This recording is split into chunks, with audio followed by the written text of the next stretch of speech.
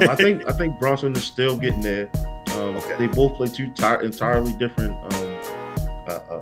positions on the court. So Mhm. it's always going to be Melo. I don't think Brunson did enough. I mean, the stats say one thing, and he does hit some big shots, but Mhm. it's just a different era, man. Like he had to go. Melo had to go against dogs playing the three. Uh-huh. Dogs. It's not a lot of dogs at the point guard position that would tell me that like, oh yeah, Bronson is better than it. So,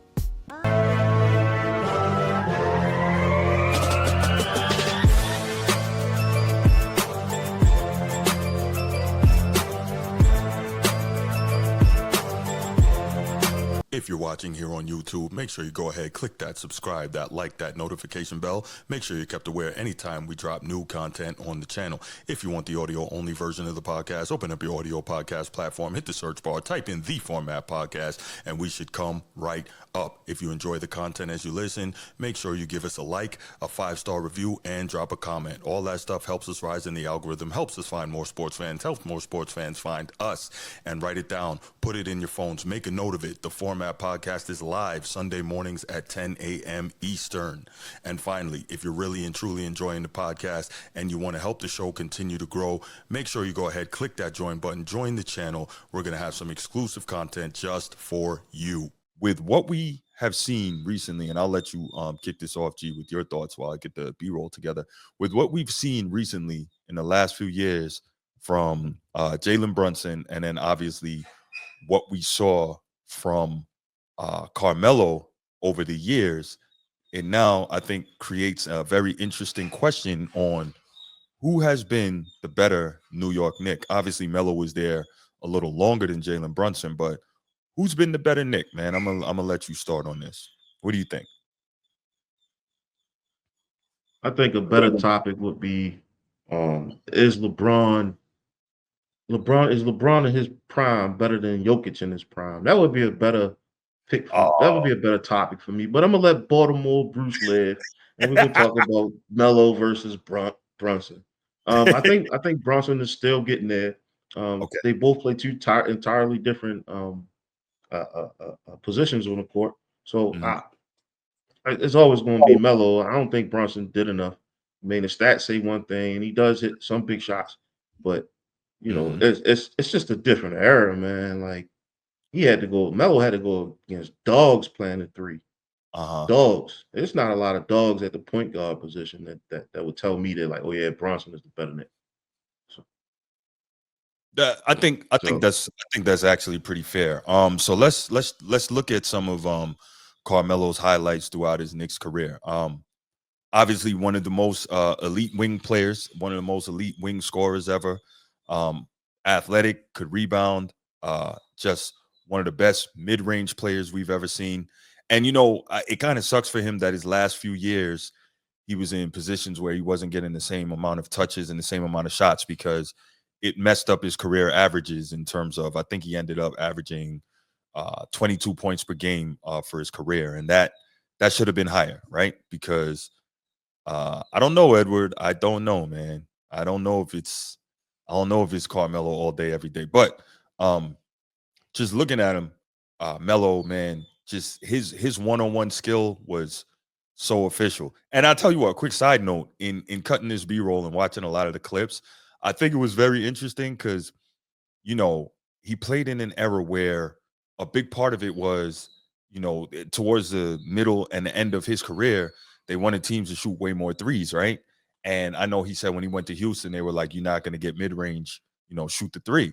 And it's funny because if you watch the clips, there's a lot of mid range shots where, he gets into his rhythm dribble and pulls up, but he pulls up just inside the 3-point line. So it's like, maybe if you would have started your rhythm dribble a little bit deeper, you could have pulled up outside the 3-point line and got an extra, what I'm saying, got an extra point for that.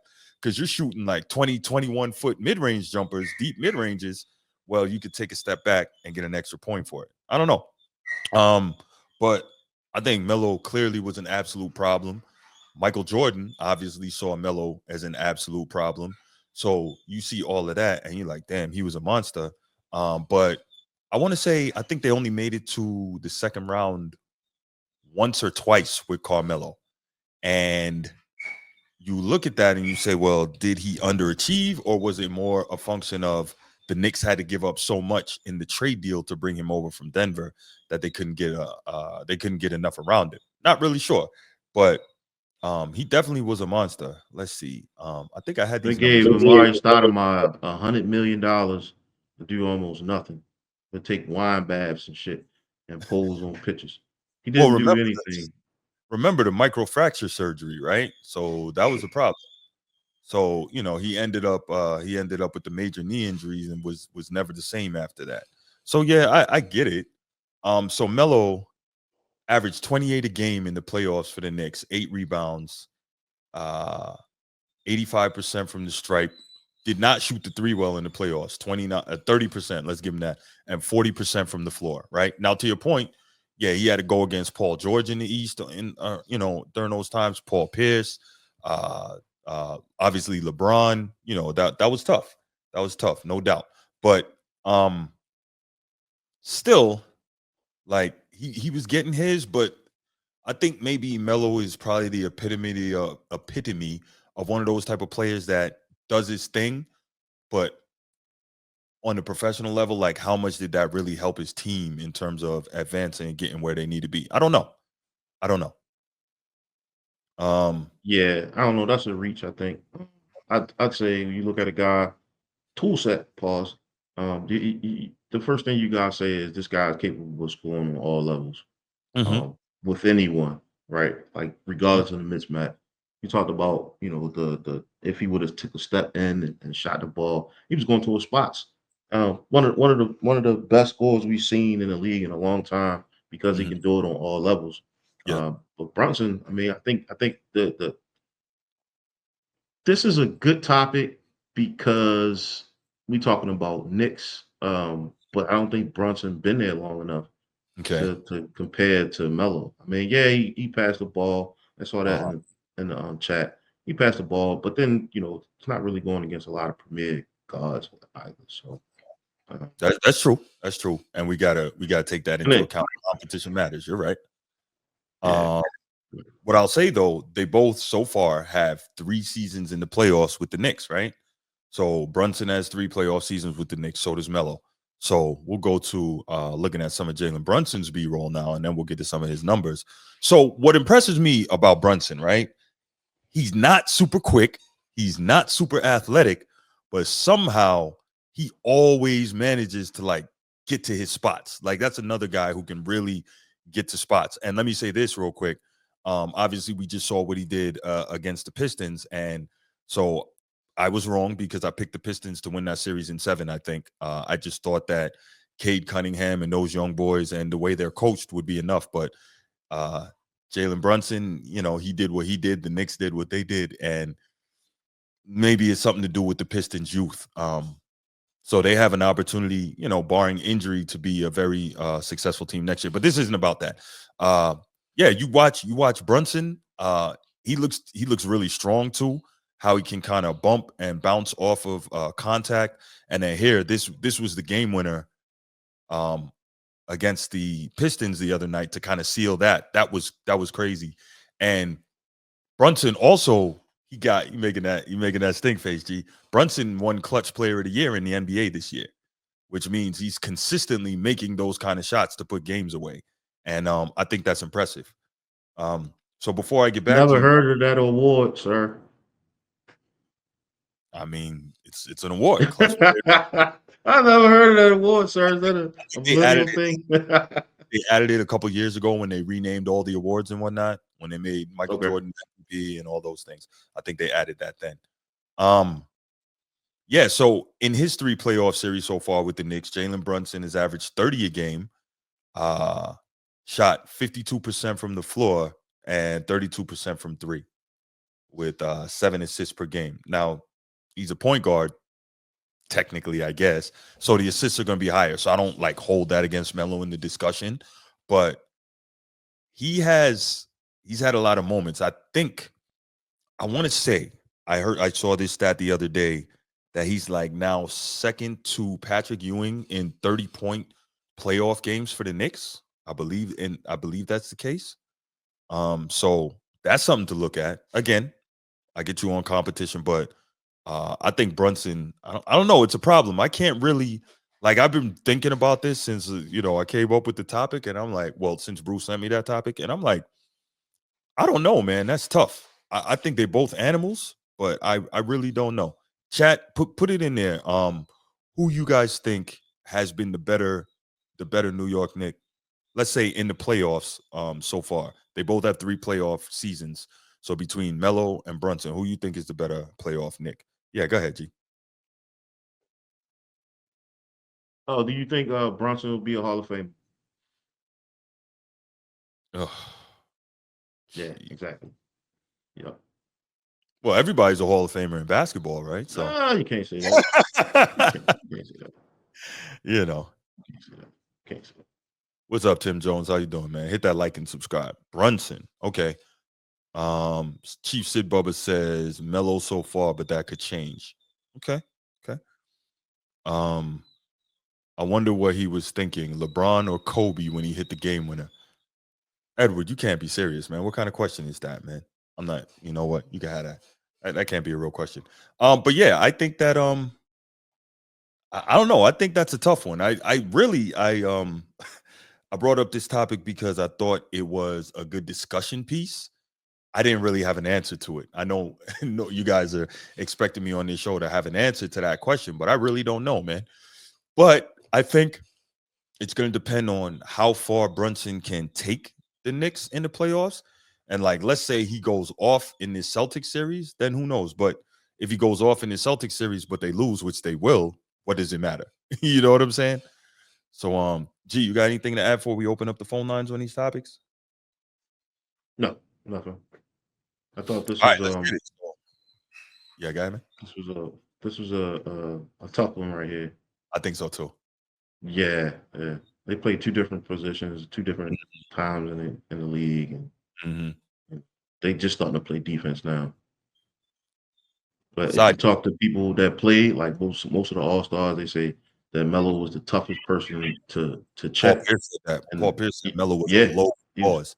yeah. Yeah, He said out of everybody, Kobe said it too. Out of everybody they had to play against, it was like the way your body felt was crazy. Pause. yeah. Yeah, He said Melo was strong as a bull. Absolutely. yeah. Steve, good morning, man. How you doing? Good morning. Hey, can y'all hear me? I'm on my headset. I'm driving, so I might not sound as clear. I can hear you, man. What you got? All First, right, good. First up, what's up, Bruce? Good morning to you. Shout out, G. What's happening, brother? what's going on, bro? Not much, man. But yeah, I'm in the car. I'm listening. I like this topic. I had a few thoughts. Yeah. This one has a lot of context. It's layered. I know it's simple. Who's the better Nick? And I like some of the points G brought up where I think in the East, you don't have the guard play like you did in years prior, where Brunson is probably able to take advantage of that from an individual standpoint. Melo probably had to go against some better wings at the time in the East during his time with the Knicks. In my opinion, if we're talking about an individual, I think anybody with their right mind, like if they're picking somebody on their team first to be on the Knicks, I think everybody would pick Melo. Yes. From an individual perspective, it's like, oh, give me Melo. I'll take those 30 points all day. Right.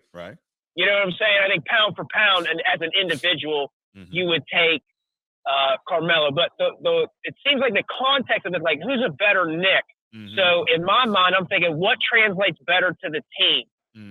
So right now, I think G makes a good point. Brunson may have not been there long enough to say, oh, he's a better Nick than Melo. But I think in the long term, I think Brunson has a very good opportunity to surpass Melo. And this is why I say this, not as an individual, because I still think pound for pound individually, anybody's taking Melo over Brunson. But here's where I would say, the Amari Stoudemire thing is like the asterisk. It's like the catalyst to this equation. We never got to see a fully healthy Phoenix Suns Amari play with Carmelo in New York, so we never know what really could happen. And they had so much money tied up in him. They could never really establish a formidable roster around Melo in New York. But as a team, like for the Knicks, I can understand why some people would argue for Brunson because they have a better team. That's what this comes down to. I think you're going to have Brunson in the long term have a better Knick career going into the playoffs and a playoff resume than Melo because long term, New York is building things around Brunson, and they have the ability to. Like, if you look at the Knick roster right now, man, you got Brunson, you got Bridges, you got the cat from they just brought in Cat. Yeah. Like, there's a lot of long-term upside to Brunson's young career with the Knicks as far as a team collective. And if you're talking about, like, who's the better Knick, it's hard to not take the team aspect into the equation because ultimately Brunson's long-term productivity is going to be because I think he has a better team. But if you put Brunson on Melo's New York Knicks team, I don't think this is going to look the way we see it right now. And if you took Melo and put him on this current New York Knicks team, I think they'd have some success. So I think a lot of the context of this is like what surrounds Brunson, and that prompts him up. And it's nothing against Brunson. You know, I mean, it works out in his favor in the context of this. But individually, I think right now I'd give the slight edge to Melo. But long term, Brunson is eventually going to surpass Melo as a greater Knick because he's played on better teams. He's got another 8 to 12 years into his career.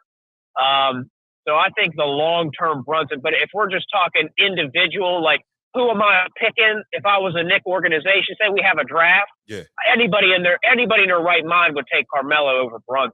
Yeah, I agree. I think that's why I specifically framed it as who's the better Knick. But I hear you. But real quick, Steve, before I let you go, man, I don't know that Brunson, this Knick team is that much better than the Knicks team Carmelo had. Now, I'll give you that he's got Cat this year, and the Cat has had a hell of a year. I'm not going to front on that. But other than that, I don't know that he specifically has that superior a team than Carmelo did. Well, here's what I would say. I agree with you. Like, as far as star power, he's got Cat on his side.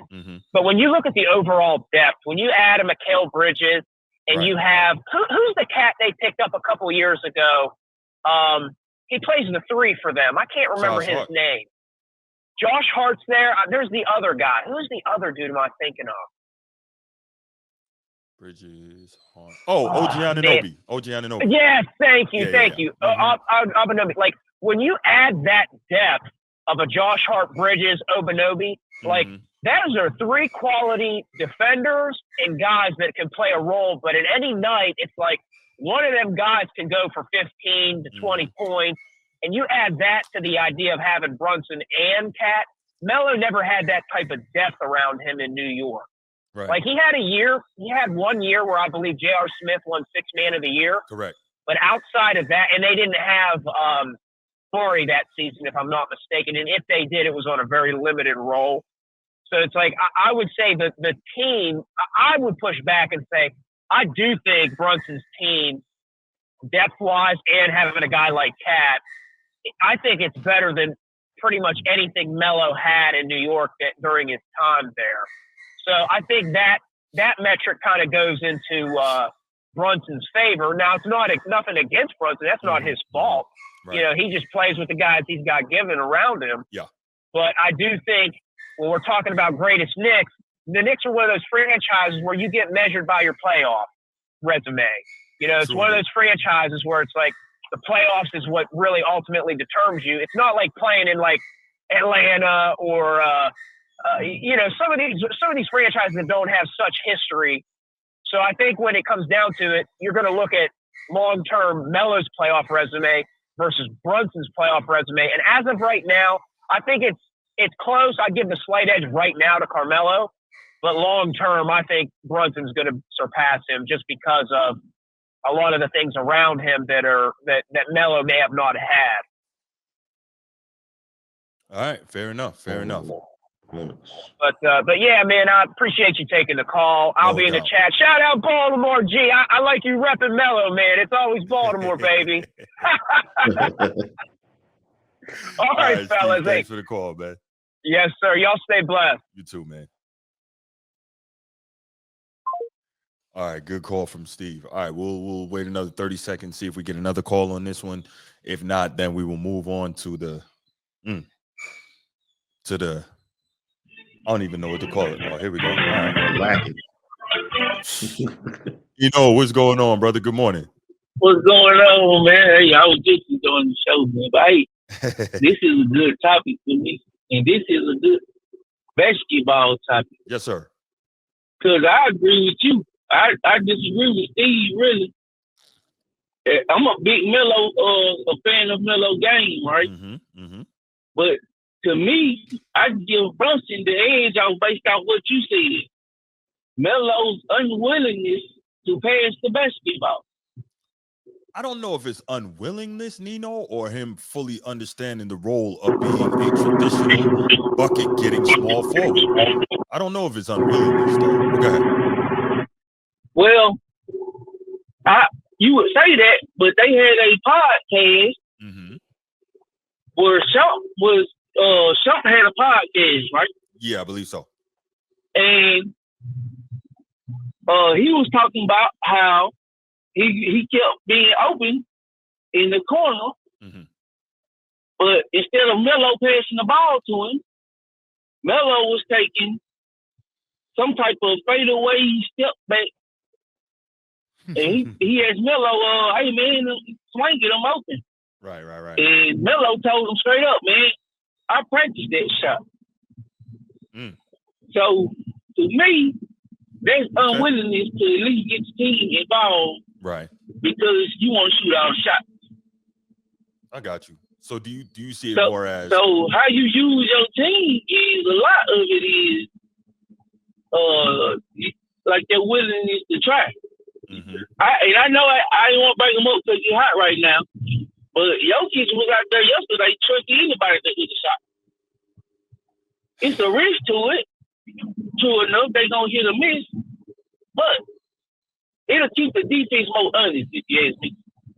Okay, I agree with you, Nino. I think that, we see that a lot of times from all-time great players who have that killer, know they have that killer, know that they can't be guarded, and know that they put in the work on these shots. They like, I got this, I could do it. And I'm not advocating for playing that way. I'm just saying that I think there's a lot of guys throughout history who've been that way. So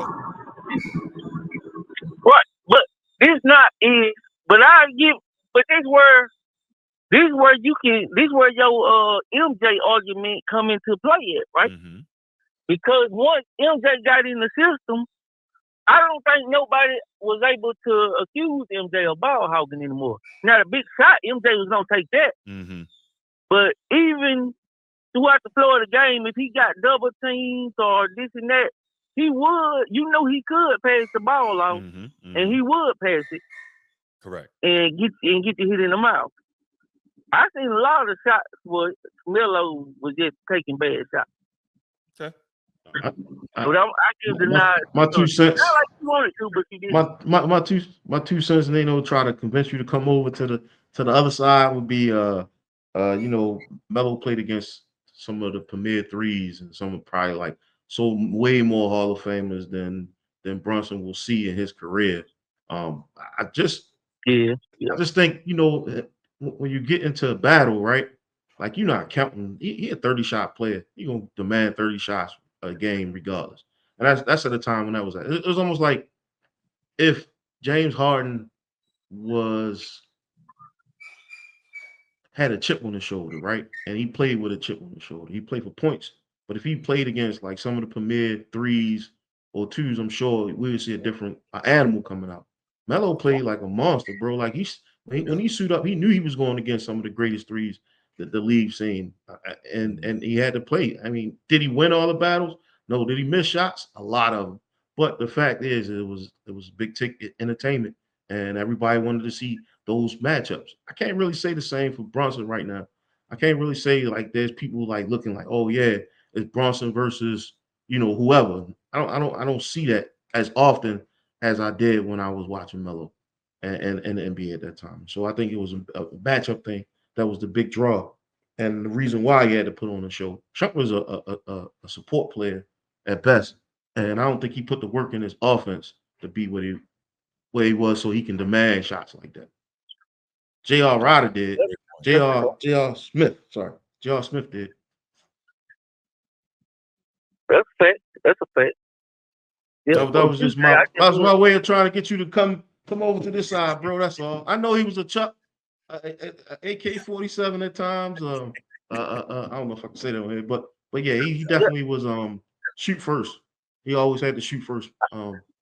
Pass never. I agree that 1-on-1 is not close. Now 1-on-1 is not a close, but I feel like your willingness to hit the open man is the only. I think that could have took Melo. If Melo knew how to use that, I believe it could have took him to the next level.